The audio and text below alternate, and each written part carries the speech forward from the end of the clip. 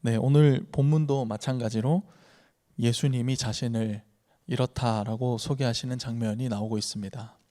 생명의 떡, 그리고 세상의 빛, 그 다음이 바로 오늘 본문으로서 예수님이 자신을 양의 문이다라고 소개하고 계십니다. 그런데 그 말을 듣는 청중은 바리새인들이었습니다. 그러니 예수님은 지금 바리새인들 앞에서 자신이 양의 문이다라고 말씀하신 것이죠. 그런데 신기한 것은 예수님이 바리새인들에게 대뜸 나는 양의 문이다라고 말씀하신 게 아니라 문을 말씀하시기 이전에 목자를 말씀하셨고 그리고 강도를 말씀하셨다라는 겁니다. 왜 예수님이 자신의 소개에 앞서서 이 말씀을 먼저 하셨을까요? 그것은 바로 그 청중인 바리새인들이 들을 수 있는 비유를 통해서 그들이 이 예수님의 말씀을 깨닫기를 원하셨기 때문입니다. 그렇다면 이제 예수님이 하신 말씀을 함께 들어보기 원하는데요. 오늘 본문 1절 2절입니다. 제가 봉독해드리면 내가 진실로 진실로 너희에게 이르노니 문을 통하여 양의 우리에 들어가지 아니하고 다른 데로 넘어가는 자는 절도며 강도요 문으로 들어가는 이는 양의 목자라. 아멘. 예수님이 문을 언급하시기 이전에 목자와 이 강도의 차이를 말씀하신 이유는 바로 그들에게 예수님이 강도인지 목자인지를 분명하게 하시기 위함이셨습니다. 만약 그렇지 않다면 왜 예수님께서 굳이 목자와 강도 둘을 비교하면서 그들에게 말했겠습니까? 예수님의 말씀은 너무나도 명확하셨습니다. 문 앞에서의 태도를 보면 목자와 강도의 차이가 명확히 보였기 때문이죠. 2절을 한번 보십시오. 양의 목자는 어디로 들어갑니까? 문으로 들어가는 것이죠.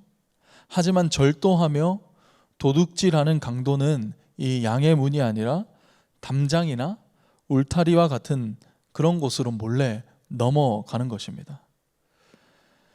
여러분, 그러니 예수님께서 하신 의도는 이것이었습니다. 어디로 들어가는지만 보아도 목자인지 도둑인지를 알 수 있다라는 것이죠. 그러한 의미에서 예수님은 죄인의 한복판에서 사망이 넘쳐나는 중심에서 양의 문으로 들어가신 것입니다. 여러분, 이것이 중요합니다.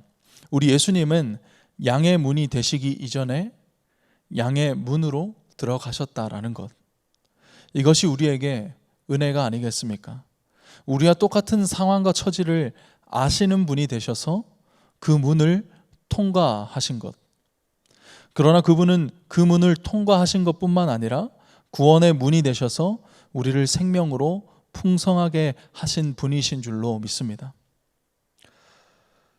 그러나 도둑은 양문을 통과하지 않고 담장이나 울타리와 같은 데로 몰래 넘어가는 것이죠.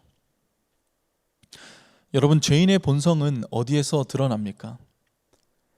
양의 문을 통하여 우리에 들어가지 않는 정당하지 않음에서 드러나고, 활짝 열린 양의 문이 아니라 남들이 가려하지 않는 곳으로 가려하는 은밀함에 있고, 울타리를 발로 밟고 뛰어넘으려는 폭력성에서 이 죄인의 본성이 드러납니다. 이것이 죄인의 본성이죠. 너무나도 분명한 이 선명한 이 진리 앞에서 헷갈리게 하고 은밀하게 하고 또 거친 방법을 고수하는 것입니다. 사랑하는 여러분, 저는 저와 여러분들이 이 죄인의 이 본성을 갖고 있음에도 불구하고 그 죄로 인하여 은밀히 죄를 행하거나 더 거친 폭력의 죄악을 행하는 인생이 아니라 그 죄로 인하여 더욱더 은혜의 보좌가 있는 양의 문으로 나아가시는 저와 여러분의 삶이 되시기를 예수의 이름으로 축원드립니다. 여러분, 이것이 예수 그리스도 우리의 목자를 따라가는 거룩한 인생의 발걸음입니다. 예수님은 친히 우리를 위해 양의 문으로 들어가셨다는 놀라운 이 사실에 우리가 감격한다면 우리의 인생의 걸음이 주를 향해 나아가는 분명하고 또 선명하고 명료한 복음을 깨닫는 발걸음인 것입니다. 이어서 3절 말씀을 보면 문지기가 등장하는데요. 이 예수님께서 양의 문을 설명하시고자 할 때 문지기를 언급하셨습니다. 여러분, 그 이유가 무엇이겠습니까? 먼저 문지기라는 그 역할의 의미를 우리가 알 필요가 있는데, 문지기는 무엇이죠? 말 그대로 이 문을 여는 자죠. 그런데 오늘 예수님께서는 이 문지기를 어떻게 설명하시냐면, 문을 열고 양의 이름을 불러 인도하는 자가 바로 문지기다 라고 정의를 하십니다. 그렇다면 문지기의 역할은 무엇입니까? 쉽게 말하면 문을 열어주는데, 도둑을 보면 문을 열어주지 않는 것이죠. 왜 문을 열어주지 않는 것입니까? 그 이유는 두 가지로 볼 수 있겠는데요. 먼저 첫 번째로 보호입니다. 문지기가 왜 보호하겠습니까? 바로 양들을 지키기 위해서 문을 열어주지 않는 것이죠. 그렇다면 두 번째 이유는 무엇일까요? 바로 정의를 위해서입니다. 도둑을 붙잡아서 죄값을 치르게 하기 위해 문을 열어주지 않는 것이죠. 이러한 이유에서 문지기는 문을 열어주지 않는 것입니다. 그렇다면 이 양의 문을 지키는 문지기와의 이 각각의 관계가 어떠한가를 생각해 볼 수가 있습니다. 먼저 양입니다. 양은 이 문지기와 어떠한 관계를 갖습니까? 절대 신뢰의 관계를 가집니다. 왜 그렇습니까?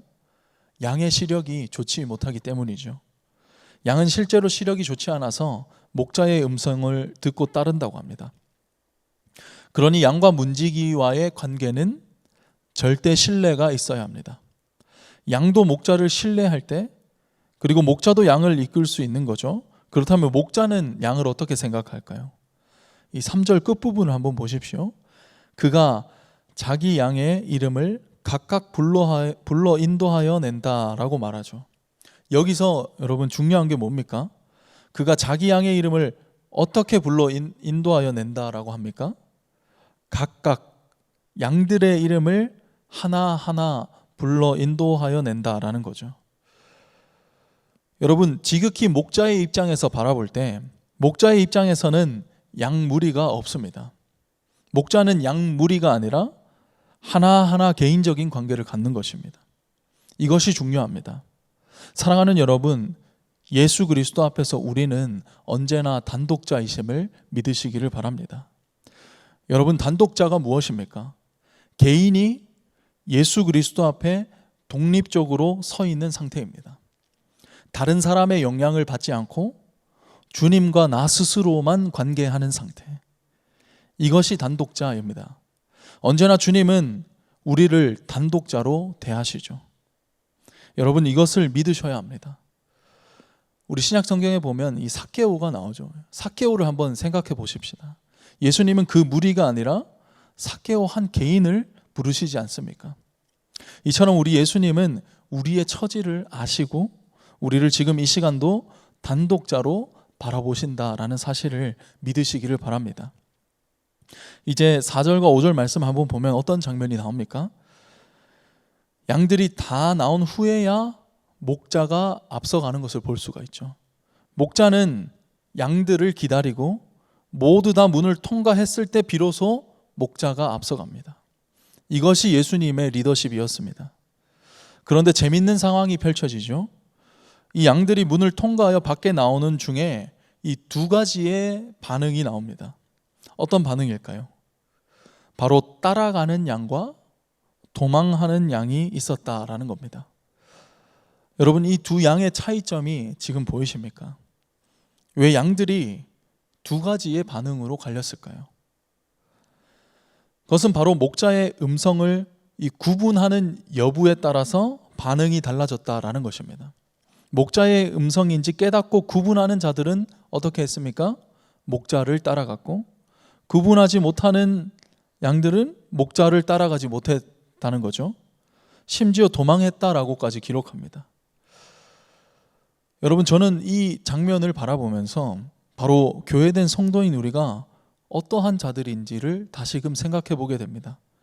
우리가 따라가는 양이라면 목자의 음성을 구분하는 양들일 테지만, 만약 도망가는 양이라면 우리는 바리새인일 수가 있다라는 거죠. 우리가 언제나 따라가는 양이라고 생각하지만 실은 그렇지 않을 수가 있습니다. 한번 들어보십시오. 교회에서 아무리 찬양하고 아무리 말씀을 많이 듣고 기도를 끊임없이 하지만 우리의 교회 공동체에서 자꾸 도망치거나 뒷걸음질을 친다면 우리는 양이 아니라 바리새인일 수 있다라는 것입니다.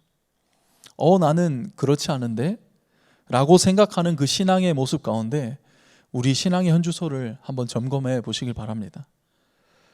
혹여나 내가 교회 공동체에서 멀어지고 있지는 않는지, 그리고 주님의 일 앞에서 이 뒷걸음질 칠 이유와 명분들이 하나하나씩 쌓여간다면 우리는 목자의 음성을 듣는 자가 아닐 수 있다는 것을 깨달아야 합니다. 저는 저와 여러분들이 이 목자의 음성을 구분해서 따라가는 양이 되시기를 예수의 이름으로 축원드립니다. 목자의 음성이 들리면 그냥 따라가는 것입니다. 그 음성을 따라갈 때에 비로소 우리는 도망치지 않을 수 있습니다. 오늘 내 삶을 통해 말씀하시는 목자의 음성을 들으십시오. 그리고 그 음성을 따라가십시오. 이것이 우리가 해야 할 믿음의 행동인 줄로 믿습니다. 이제 8절을 보면 예수님이 양의 문이라고 설명하시면서 이 거짓 목자가 누구인지를 밝히고 있습니다.